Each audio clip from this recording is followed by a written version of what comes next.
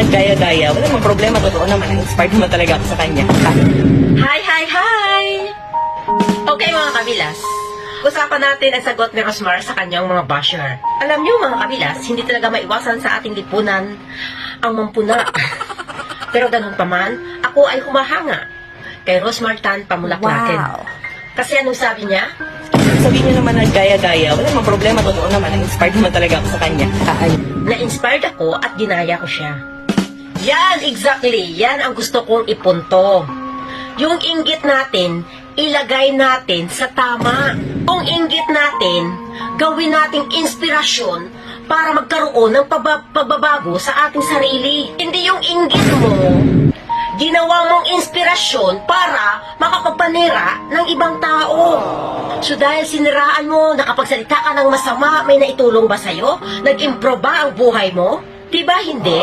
Kasi dapat kapag nag-inggit tayo, gawin natin yung inspirasyon para sa pagbabago ng ating sarili at gagawa tayo ng paraan kung paano natin sila magaya at kung paano natin sila mapapantayan sa kanilang naaabot sa buhay. Nang sa ganon ay mayroon din tayong pagbabago sa ating buhay.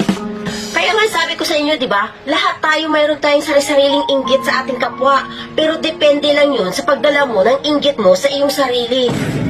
Ako, kapag nainggit ako mga kabilas, inggitira ako eh. Alam niyo ba? Sa simula noon, naghihirap ako sa buhay ko, inggitira na ako.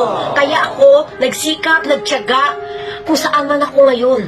Although kahit katulong na ako dito sa abroad, at least nakapag-abroad ako. Kasi noon, kinaiinggitan ko lamang ang umuwi sa amin na galing abroad.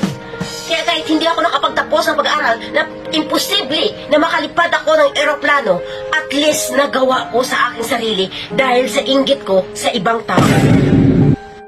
Sana ganun din kayo.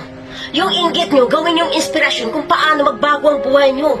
Hindi yung inggit nyo, gawin yung paninira sa kapwa nyo, nang sa ganon, makakasakit kayo ng damdamin ng iba. So ano, may pagbabago ba sa buhay nyo? Hindi, hanggang dyan lang kayo.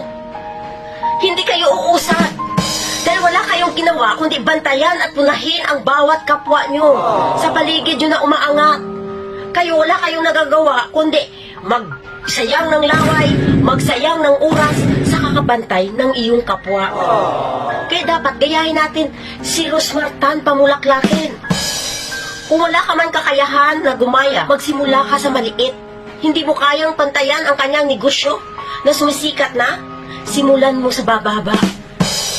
Dahil lahat ng yan, ang naabot nila, nagsimula yan sila sa mababa, sa maliit.